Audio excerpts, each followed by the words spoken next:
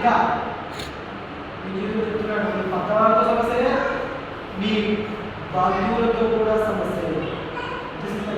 ఇది నిజం కాదా? మీరు చెప్పండి, నేను చెప్పు కదా, నేను చెప్పేది నిజం కాదా? నేను చెప్పి నిజమే కదా? ఏం చెప్తున్నాను మాట. ఇప్పుడు మీ జీవితంలో ఏదైనా ఉంటుందో మొదటగా ఇబ్బంది పెడుతున్నాను. సరే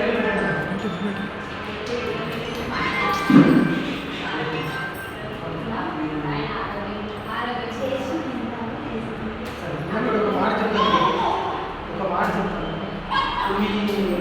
ఇప్పుడు మీ ఆయనకి ఏ ప్రాబ్లం సమస్య, ఆరోగ్య సమస్య అంటే ఏమి కావాలి అంటే పరిస్థితి కాదు.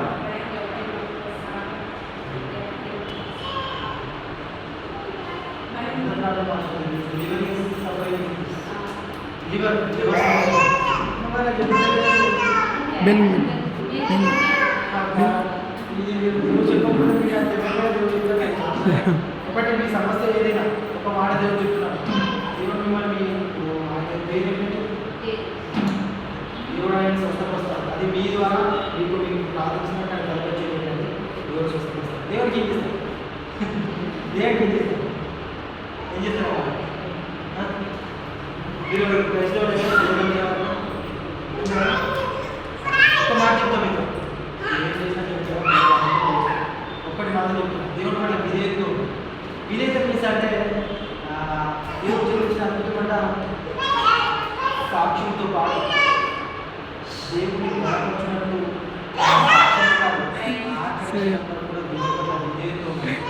ఇప్పుడు వచ్చిన సమస్య కాదు, రాబోయే సమస్యలు కూడా విడిపించుకున్నాం. మీ కుటుంబంతో పాటు ఇప్పుడు నీకు ప్రార్థించడం ఏం జరుగుతుంది అనుకున్నారు? ఒకటే కాదు, స్వస్థత ఒకటేనా అంటే దేవుడు ఒక స్వస్థత నేను ఒకటి చెప్తాను, దేవుడు మీకు ఉపయోగపడి చెప్తాను. మరి ముఖ్యంగా మీ కుటుంబంలో గొడవలు, సమాధానం, మరి ముఖ్యంగా మీ కుటుంబ పెద్ద అయిన జగదీష్ గారు ఆయన స్వస్థపడంట.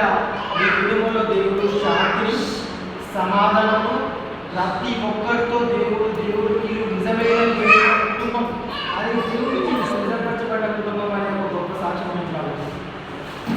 మరి ముఖ్యంగా మీ చేతి ఈ చేతు ఇప్పుడు మీ చేతి ఎలాగైతే రక్షిస్తున్నాడో ఈ రెండు చేతులు మీ ఆయన జగదీష్ గారి పెట్టాడు. ఈ చేతులు అంటే దేవుడు ఆయన కార్యం ఏర్పడటమే కాదు, శాంతి సమాధానకర్త అయిన దేవుడి యొక్క ఆత్మ ఆయనకే కాదు. దేవుడి యొక్క ఆత్మ చేత నింపబడవారంట. ఆయన ఏర్పరచుకున్న వారు, ఆయన దేవుడు ఏర్పరచుకున్న జగదీష్ ఆయన దేవుడు ఆయన ఏర్పరచుకున్నాడు. ఆయన కార్యం విరగొట్టి ఇది నిజమైన దేవుడు, ఈయన నిజమైన దేవుడు కుమారుడు అనే ఒక గొప్పతనము ఆయన నుంచి తీసుకోబడుతున్నాడు. ఈ చేతులు అభిషేకించి దాన్ని నువ్వు ఏర్పరచుకున్న ఆ ఏర్పాటు జగదీష్ అనే ఆ జగదీష్ నీ పేరు జగదీష్ లావణ్య, ఆ జీసస్ క్రైస్ట్ వీరిద్దరి నుంచి నీ గొప్పతనం అనే గొప్ప కార్యం వరకు కదండి. ఆయన దీర్ఘకాలికంగా ఆరోగ్యంతో నివాస సమస్య నుంచి ఎలాగైతే ఏ సమస్య నుంచి ఇబ్బందితో అనారోగ్యంతో బాధపడుతున్నాడు, ఆ కాడులన్నింటినీ ఆయన శరీరం విరగొట్టమని ప్రార్థిస్తున్నాడు. ఈ చేతులు ఆయన ఆ జగదీష్ పైన వేయించుండగా ఆ కాడులన్నీ విరగొట్టి అత్యంత గొప్ప దేవుడు నీవు యేసు ప్రభువారి చేత ఏర్పరచబడ్డ వాడిని నీ దేవుడు ఉన్నట్టు కన్నాడు.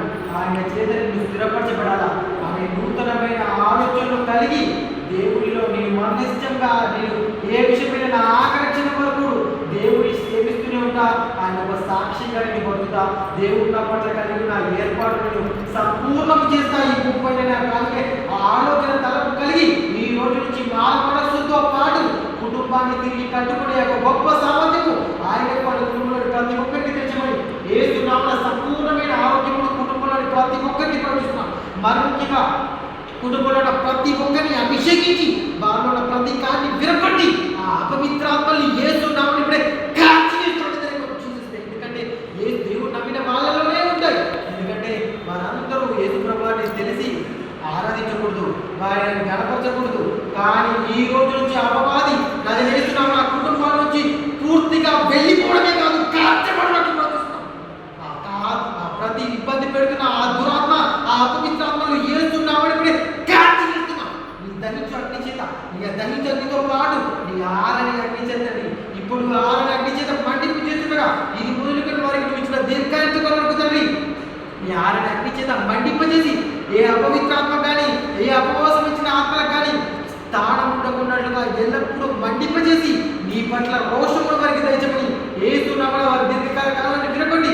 కుటుంబంలో సమస్యలు, ఎదురు పొరుగువారు వాళ్ళందరి సమస్యలు శాంతిపూర్వకంగా సమాధానపూర్వకంగా నీ ప్రేమతో పరిష్కరించుకున్నట్లు వారందరూ జీవితంలో నీ ప్రేమను, నీ శాంతిని, నీ సమాధానం ప్రవర్తిస్తున్నారు. నీ లోక శాంతి కాదు, లోక సమాధానం కాదు, నీ శాంతి నీ సమాధానం వారి కుటుంబంలో ప్రవర్తిస్తున్నాం. నీ శాంతి నీ సమాధానాన్ని జగదీష్ గారు, లావణ్య గారు వారి కుటుంబంలో ప్రతి ఒక్కరి మీద ప్రవర్తిస్తున్నాం తండ్రి.